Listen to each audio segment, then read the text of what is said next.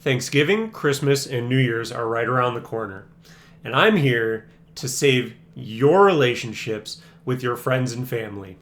So drop me a subscription below for trying to help you and the ones you love with this video. There's been a growing trend that I have noticed with a politicization of, well, honestly, everything. As traditional media outlets and politicians have ratcheted up their rhetoric, people have become more and more existential in their feelings that if their side doesn't win, the world will come to an end.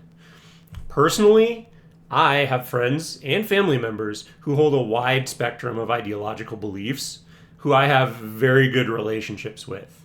In this video, I will be framing this argument for politics, since I heard there was just an election or something.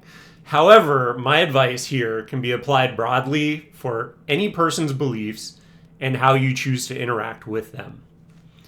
The first and easiest thing that you should do is to avoid controversial topics completely. This is kind of a no-brainer. However, it seems to be becoming more and more difficult for people as almost everything becomes politicized. This might sound kind of harsh, but that other person probably doesn't really care about your opinion on the topic. And if they do, they would just ask you.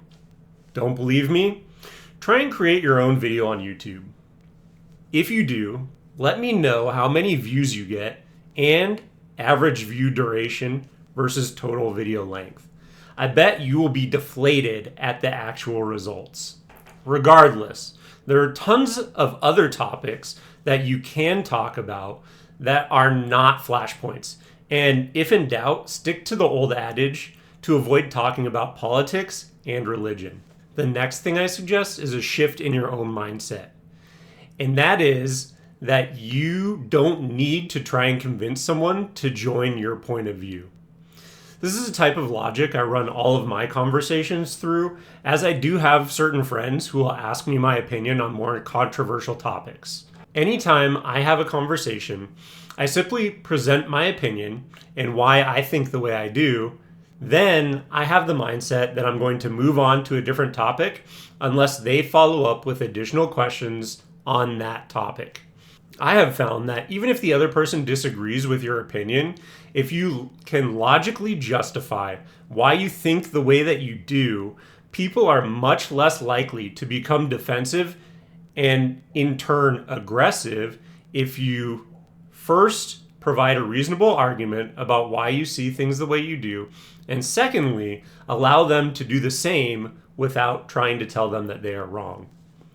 Every person is entitled to their own opinion, and you are not the judge of if they are right or wrong. At the end of the day, their beliefs will not affect you unless the majority of other people agree with them, in which case you're actually in the minority with your beliefs, and in that case, you're wrong. And in the case that you're on the winning side, you don't really need to say anything because the other person has lost and they probably already feel bad enough as it is. At the end of the day, no one likes a sore winner.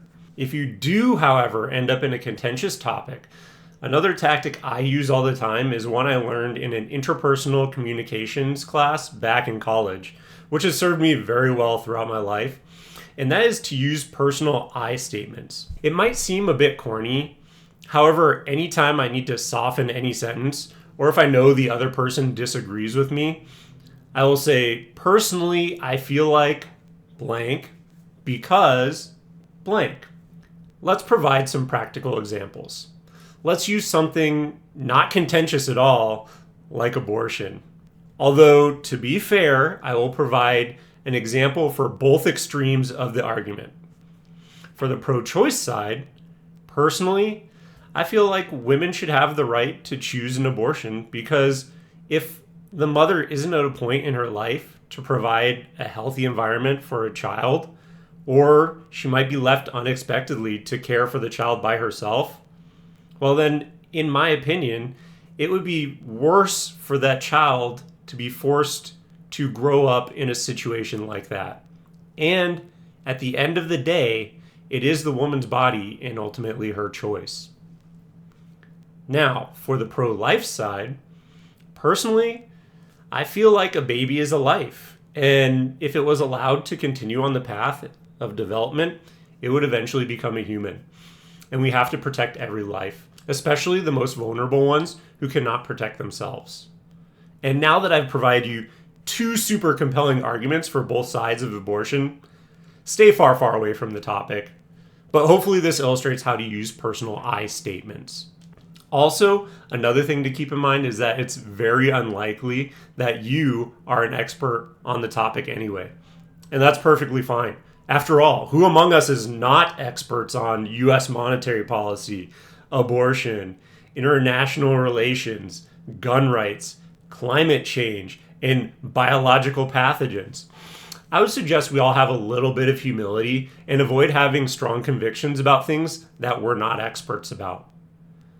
And finally, at the end of the day, the only thing that should matter is if that person that you're talking to is a good person or not. Are they a moral person? Are they willing to help you? Are they nice to you?